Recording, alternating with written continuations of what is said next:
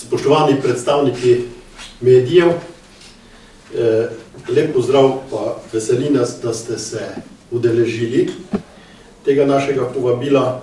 Tukaj smo se zbrali predstavniki dveh civilnih iniciativ. VCP Dimnik, se pravi Vsesplošna civilna pobuda Dimnik, in DCI Malečnik, Društvo civilna iniciativa Malečnik. Povod za današnjo tiskovno konferenco je v tem, ker smo 30.7. smo imeli prvo tiskovno konferenco tukaj v tem prostoru in od takrat do danes smo prišli do številnih novih dejstev na področju dimnikarstva, tako da bi to, zaradi tega bi vam radi to predstavili, kaj vse se na področju dimnikarstva dogaja. Zdaj bi pa predal besedo gospodu Ivanu Turušetu, da bo celotno zadevo obelodal. Hvala lepa. Torej, rad bi vam rekel, da smo nekatera gradiva vam poslali, ampak najbrž jih niste v celoti uspeli prebrati, ker eno od teh gradiv je precej obširno. Dotaknil bi se sem povzetka Računskega sodišča iz leta 2013, kjer je Računsko sodišče izrecno ugotovilo, da ministrstvo do 31.12.2001 ni vzpostavilo in vodilo evidence kurilnih naprav, ki je še do danes ni, torej od leta 2011 do danes tudi ni, začeli so nekaj vzpostavljati. Drugič, po stečaju koncesionarja niso izbrali novega. Tretjič, ni izvedlo nobenega odzema koncesije, do teh odzemov je sicer nekaj malega prišlo v zadnjih 2 letih. Ni upravilo potrebnih sprememb zakonodaje, to se misli na tisti predlog, ki je Računsko sodišče dalo, da se pravočasno pripravi bodoča ureditev dimnikarske dejavnosti v Sloveniji, tako kot je zahteval že odbor za varstvo okolja leta 2011, pa odbor leta 2013 in tako naprej. Vendar do konca leta 2011 ni nič se naredilo na ministrstvu. Ni proučilo možnih načinov izvajanja po preteku koncesij in pa inšpekcijski nadzor nad izvajanjem dimnikarske službe ni bil učinkovit. Računsko sodišče je celo ugotovilo, da je v zadnjem letu prihajalo le do 20% rešenih zadev na področju pritožb. Pritožb, ki so masovno prihajale, torej v bistvu niso reševali. Drugo, kar bi rad opozoril, je to, da je dr. Aleksej Možina izdal knjigo Koncesija in pravna ureditev v Sloveniji in Evropi. In v tej knjigi so čudovito obrazložene zadeve okrog koncesij. In sicer prva zadeva, ki je Možina postavil trditev, podeljene koncesije brez razpisa so nezakonite. V času podeljevanja koncesij dimnikarjem je prišlo do velike večine podeljenih koncesij brez razpisa. Torej, take koncesije so po njegovem nezakonite. Drugič, on trdi, da je koncesija monopolna pravica opravljanja dela. Poudarjam besedo monopolna pravica opravljanja dela, zato so tudi te koncesije bile izvedene tako, da je lahko v eni občini ali dimnikarskem območju, kot so ga poimenovali, delal samo en koncesionar. To se pravi, imel je dejansko čisti monopol v tej dejavnosti. In tretje, kar Možina trdi, koncesija dejansko pomeni privatizacijo izvajanja dejavnosti. To se je dejansko izvajalo vse skozi, saj so dimnikarji delali samo za svoj račun, to je za svoj žep.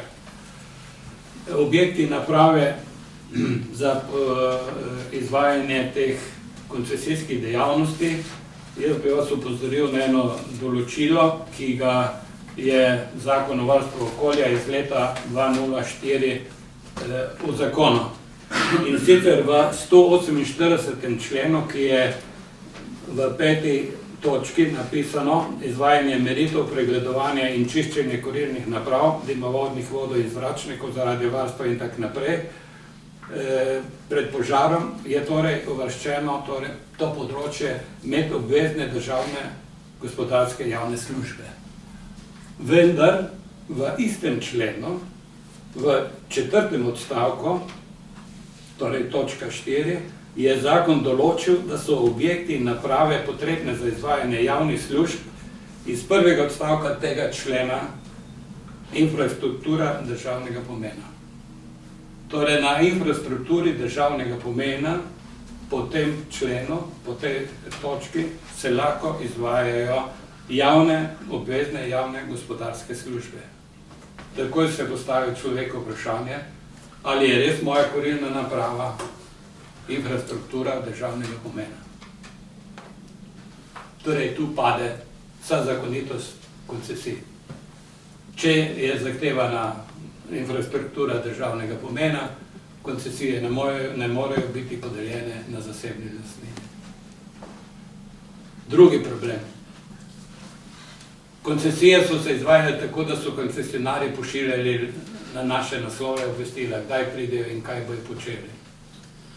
Vse do leta 2013, ko so bile sprejete spremembe zakona o varstvu okolja, tako imenovanje ZZVO-1F, na kratko, vse do tega datuma so koncesionarji te podatke v skladu z zakonom izvajali nezakonito. Šele zakon o varstvu okolja leta 2013 je vnesel določilo, da lahko uporabljajo podatke tudi dimnikarji. Torej, drugo področje nezakonitosti je tu. Tretja zadeva.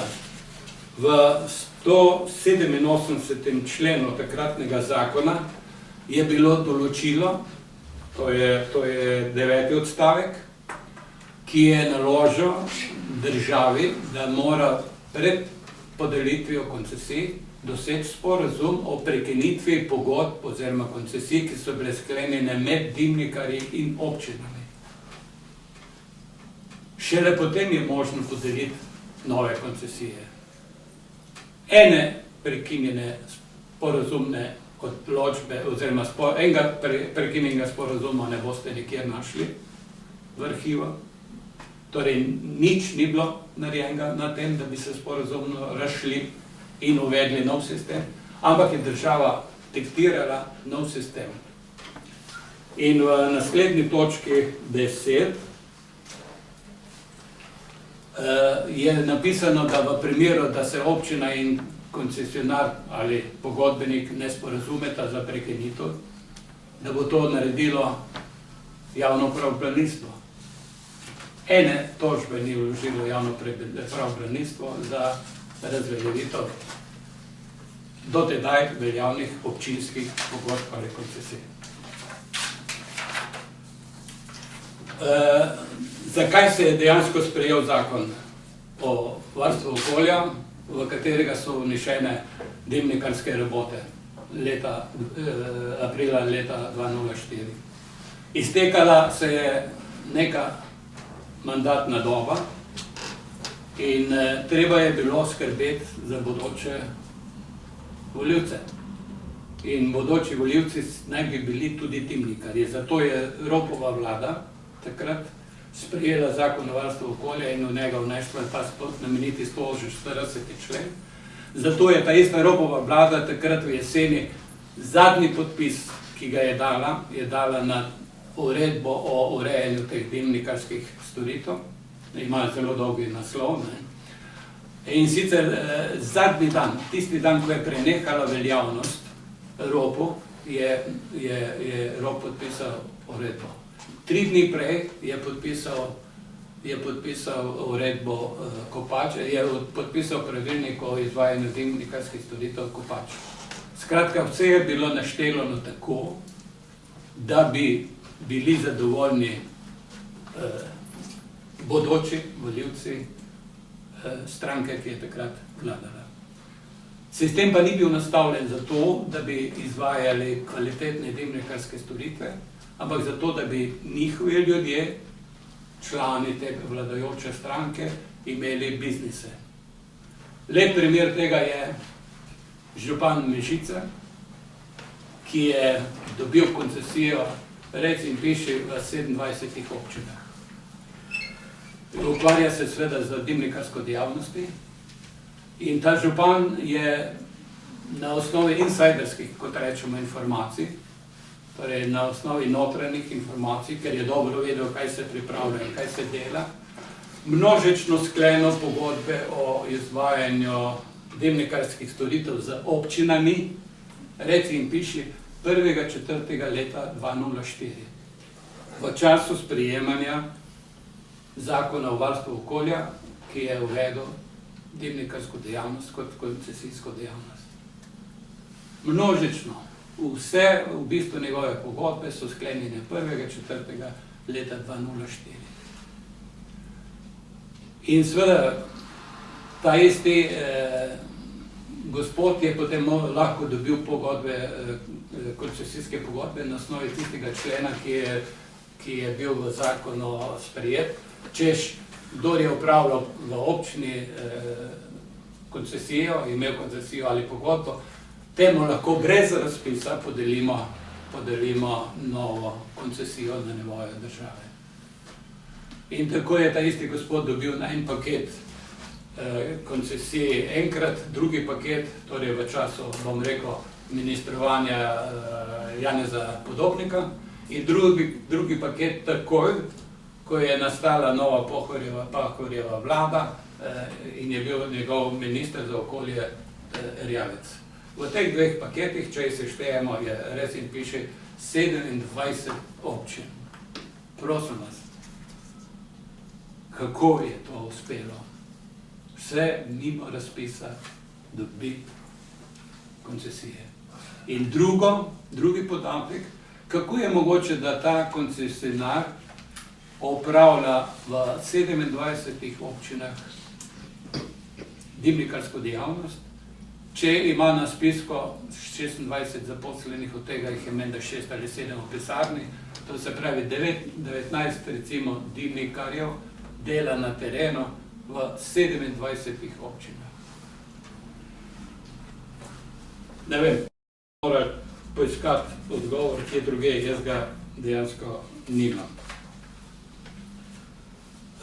Kako so se nezakonito zadeve odvijale, je tudi primer v Kranjski Gori.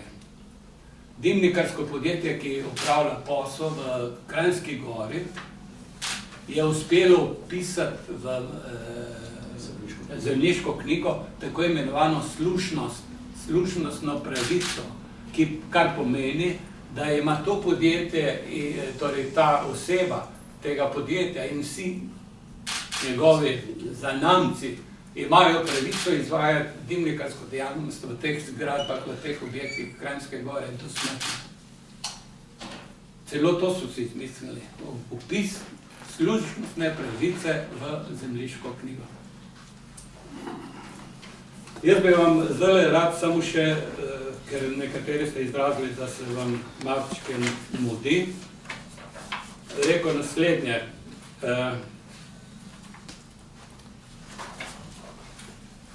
Firma, ki jo imate v Ljubljani, ena od teh firm se imenuje Ekodimnik. Zanimivo je, da je ta Ekodimnik povezan z gospodom, ki je zaposlen na Ministrstvu za okolje in prostor. Ta gospod se imenuje, ta gospod dela na ministrstvu, njegova soproga ima koncesijo v Ljubljani. Kako je prišla do koncesije? Če smo brali dnevnik, ljubljanski dnevnik, kot se reče, 25.2.2005, piše, kdo je koncesionar v Ljubljani. Potem je Nina Oštrbenko v dnevniku 27.3. zapisala, da je na Ministrstvu za okolje in prostor, ki podeljuje koncesije za upravljanje dimnikarske službe, so dvome o tem, kdo lahko upravlja dimnikarsko službo v Ljubljani, razblinili. V Ljubljani lahko dimnikarsko službo izvaja samo energetski servis, in STO servis. Ampak, to je za začetek tega, ampak 17.5. je bil na ministrstvu natečaj, da se sprejme novega delavca in bil je izbran kandidat, mož od soproge, ki vodi dimnikarsko podjetje. In ta gospod je takoj se usedel na stolček, kjer so določali bodoče koncesionarje. To je komisija, ki je pripravljala predloge za vlado, ki je na koncu bila tista, ki je koncesije podeljevala. Kdaj pa je ta gospa dobila koncesijo, oziroma kdaj je za to koncesijo sploh zaprosila? Približno leto pa pol po izteku roka, ko je bilo možno podeliti koncesijo brez razpisa, je ta gospa zaprosila za koncesijo v Ljubljani za svoje dimnikarsko podjetje.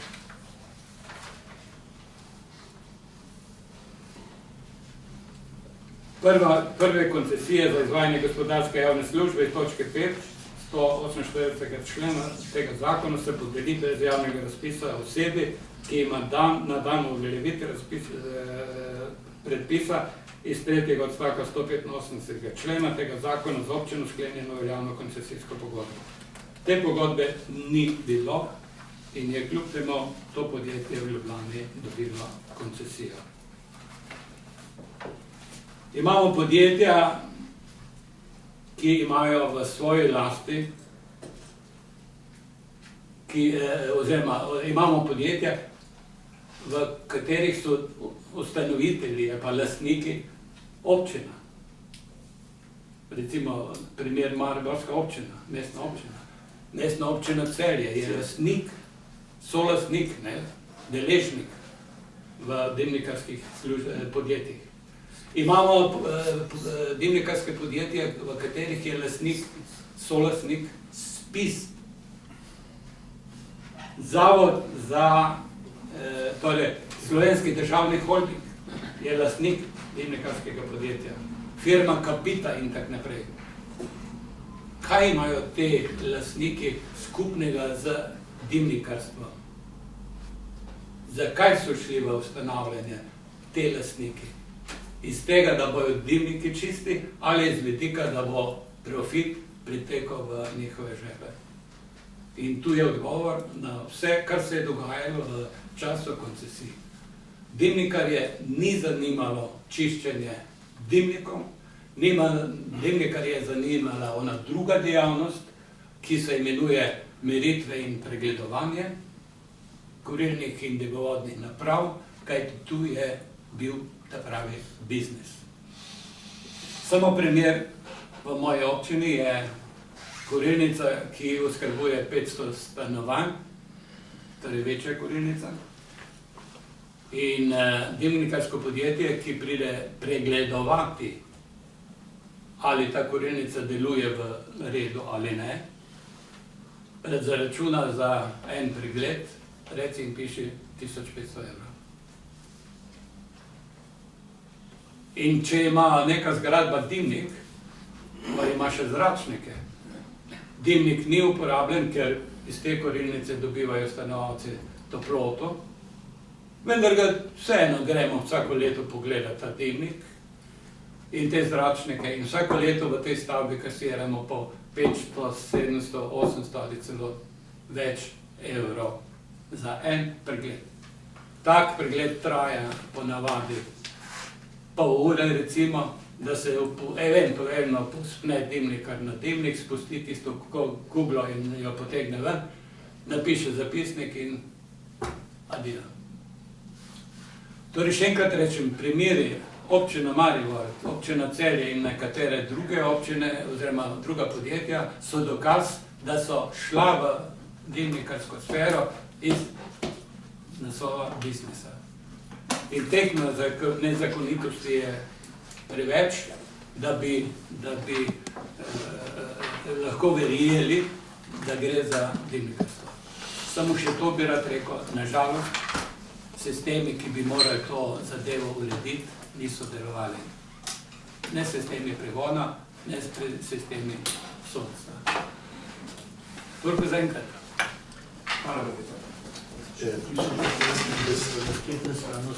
Še eno besedo bi jaz rad povedal, in sicer v zakonu je že sam naslov tako pomembno naveden, da dimnikarji skrbijo za zdravje, požarno varnost in tako naprej. A zanimivo, v novem predlogu zakona je primarna dimnikarska dejavnost, kar je čiščenje dimovodnih in kurilnih naprav, šele na 3. mestu. Na prvo mesto so pa postavljeni pregledi in meritve emisij, ki nimajo nikakršnega vpliva na požarno varnost. Ko se pa govori o številu požarov, pa dimnikarji to v vsaki možni, ali je to na javnem mestu, opozarjajo, da oni skrbijo za požarno varnost in tam, kjer lastniki ne dovolijo te storitve, se dogajajo požari. Mi imamo pa podatke, to so uradni podatki od Uprave Republike Slovenije za zaščito in reševanje, ki zbira te podatke. Ministrstvo, ki je pa nekako odgovorno, oni pa teh podatkov nimajo, niti ne zbirajo. Ta uprava pa zbira podatke od leta 2005. Se pravi, koncesije so od 2004, od 2005 do 2012 je število požarov se povečalo za 220%. Torej, če bi dimnikarji skrbeli za požarno varnost, bi zdaj v času koncesij število požarov moglo biti nižji. Ampak je vsako leto bilo večje, tako da je v letu 2012 prišlo na 220% od leta 2005. Tako da je tukaj prav očitno, da dimnikarji se ukvarjajo z meritvami, ki nikakor ne smejo biti v njihovi pristojnosti. Namesto, da bi upravljali storitve, ki dejansko vplivajo na požarno varnost. Tako da pričakovali smo, da bo to v novem zakonu urejeno, vendar je to v novem zakonu predlog veliko slabši od do sedaj veljavnega. Recimo, dimniške to zlorabljajo in to javnosti prikazujejo, kot da so dimniški požari ali pa razni požari ravno zaradi tega, ker lastniki ne dovolijo. Imamo pa podatke, da je recimo nekaj dni prej bil upravljena dimniška storitev, pa je bil dimniški požar. Tukaj je recimo v bolnici UKC Maribor, kjer je bilo, ne vem, nekaj dni po tistem, ko je bil dimnikar upravil storitev, je bil požar. Pred časom je bil požar, ko je cela hiša pogorela. In to dimnikarji tako zlorabljajo te podatke, da javnosti prikazujejo, kot da je to zaradi tega, ker ljudje ne dovolijo. In napaka je, da ministrstvo na področju ne stori nič, niti jih, oziroma se prekrivajo te podatki, da bi nekdo prikazal dejansko razloge, zakaj pa je prišlo do požara. Zaradi malomarnega dela, ker je njim interes čim več teh storitev upraviti pregledov, ki ni treba nič delati, preglede in meritve, požarna čiščenje dimnikov, to jih pa ne zanima. Toliko z moje strani, pa še gospod Škof. 3 bistvene stvari bi vam rad povedal. Poglejte, Združena levica je v parlamentu zahtevala na vse znano odpis dolgov za elektriko, za vodo in tako naprej. Ti vrli poslanci se sploh ne sprašujejo tu, poglejte primer. Vi izpostavite novo kurilno napravo, novi gorilnik, pride strokovnjak, ki se poklicno s tem ukvarja, pride dimnikar, pogleda, druga nič ne dela, pa napiše račun za 78,86 €. Če je to normalno, ne vpraša v tej državi, če še je to normalno. On je pa je strokovnjak, on, ko je to montiral in se s tem ukvarja, pa ni strokovnjak. To na tem področju moramo nekaj napraviti, ker tako ropanje državljanov ne bomo več dovolili. Druga zgodba, ki pa je drastična, projekt pregled in analiza obstoječe domače zakonodaje, ki jo je dal delati gospod Tauzes. To je zdaj zelo zanimivo. Plačali so 55 000 € to analizo. Postavlja se vprašanje, ali je dimnikarska služba z svojimi kompetencami sposobljena za strokovno izvajanje vseh uredb navedenih zahtev, odgovor je ne. So dobili analizo, ki so jo masno plačali, seveda jim to ni ustrezalo in so po Rimni tove predali, dokler nismo mi dobili teh dokumentov, ki govorijo nasprotno. V tej državi ni samo na tem področju tako.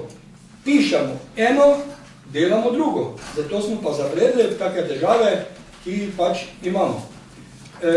Kaj se tiče kurilne sezone, poglejte, spet ena zgodba, pišemo eno, delamo drugo. V kurilni sezoni piše, da od 31. maja do 30. oktobra ni kurilne sezone. Jaz sem na ministrstvo poslal dopis gospe, da mi naj odgovori, kako je to možno, ker tu imam cenik, ker piše cenik v kurilni sezoni. In kaj sem dobil odgovor z ministrstva, vse ne morate verjeti. Da dimnikarji lahko upravljajo to dejavnost, ker v svojem času kurilne sezone tega ne morejo upravljati. Zdaj se pa zastavlja vprašanje. Po drugi verziji pa nam govorijo, kako oni skrbijo za naše zdravje in za čisto okolje. Hodijo okrog zato, ker eno območje spustijo ven, da lahko junija, julija, avgusta pri 30 stopinjah vršijo svoje naloge. In kaj sem dobil odgovor od ene firme? Ja, jaz moram njemu dati plačo. Halo, če bomo mi tako, da piše pa tako, če ti kot uporabnik izven kurilne sezone pokličeš dimnikara, ki ga potrebuješ, lahko pride in vam lahko zaračuna celo kilometrino. To piše. Samo mi se teh zadev absolutno ne držimo. Če bi se držali, mi tukaj ne bi sedeli. To sem prepričan. In gospod županek, ko govori po televiziji o Mariji Tereziji, kako je ta zakon Marije Terezije, Marija Terezija ni imela takrat še kurilnega olja, pa teh zadev. Tako da takih baterij ne bi govoriti v javnosti, ker če bi danes bila še Marija Terezija živa, mi tukaj ne bi sedeli. Toliko z moje strani. Ivan Šarc, Rdeci in Malečnik. Še mikrofon, še lahko. Ivan Šarc, Rdeci in Malečnik. Sedanja zakonodaja, ko je podelila koncesije, je s tem ustvarjala monopolni trg. Neverjetno, od leta 2004, ko se je začela ta dimnikarska zgodba, do sedaj je 11 let. Leta 2005 je naša vlada, minister Vizjak, sprejela resolucijo OZN o varstvu potrošnikovih pravic, to smo vsi mi, in v 4. točki te resolucije je točno napisano, da ima vsak od nas pravico do proste izbire blaga in storitev na trgu. To pomeni, da lahko grem kamorkoli hočem in da za moj denar skušam dobiti najbolj kvalitetno storitev. Država je dolžna, da monopol razbija, konkurenca ustvarja boljšo kvaliteto, monopol ne. Zato tudi dimnikarjem ni bilo v interesu za kakovost njihovih storitev, temveč samo za dobičkarstvo. Sedanja ureditev je še stalno v tem, s tem, da je zaradi evropske direktive, ne zaradi borb civilnih iniciativ, evropska direktiva številka 31 je ukazala, da moramo mi razbiti ta monopol in država je že izčrtala iz zakona o varstvu okolja dimnikarstvo kot javno gospodarsko službo. Seveda, iz tem se je danes nastalo eno obdobje, ker vse koncesije, ki se stečejo 1.1.2016, to pomeni čez par mesecev, bodo preprečene, več se ne smejo podpisovati nove. S tem nastaja tudi nova zakonodaja, ki pa zakrito hoče uvesti isti monopolni položaj naprej. Tega vsekakor se ne sme dovoliti. Glede samih cen so njihove 3-krat prevelike. Noben najboljši kirurg nima toliko zaplačati, kot pa je dimnikarska storitev. Kako grobo posega dimnikarska zakonodaja v ustavne pravice, je podrobno analiziral dr. Ciril Ribičič in je tega ogromno. En primer je samo to, državljan je imel plinsko napravo, dimnikar je hotel vrtati v njo zaradi meritev, tega mu ta lastnik objekta ni dovolil, torej nasproti sta se stali dve pravici, ena je pravica osebe, ki ima lastnino in katera lahko z njo neomejeno razpolaga. Druga pravica pa je koncesionarjeva pravica, da bo vrtal v dimniški priključek. Torej stojite se nasproti ustavna pravica in dimnikarska pravica. Ustavna pravica je dražja od nekdaj. Koncesije pa niso bile ustavna pravica nikoli in nikdar. Bile so podeljene za določeno obdobje in se zaključujejo. Ampak ne glede na to je na sodišču zmagala dimnikarska pravica, ustavna pravica je bila manj kot dimnikarska in ta lastnik objekta, katerega edini zločin je bil to, da ni dovolil vrtati v svojo lastnino, je bila v tem, da je dobil 30 dni podnebnega zapora in 600 evrov kazni. Toliko trenutno. Ivan Šarcer, član DCI, to je Društvo za civilno inicijativo za nadzor državnih podjetij javnega značaja iz Maribora. Kramer Matija, predsednik civilne inicijative Dimnik. Ivan Tomše, civilna inicijativa Dimnik Posavja. Jožef Škof, DCI Malečnik, predsednik društva. Šupi Žago, prihajam iz Murske Sobote za Pomorje. Sicer stan DCI Malečnik. Franc Reš, VC Dimnik. Hvala. Torej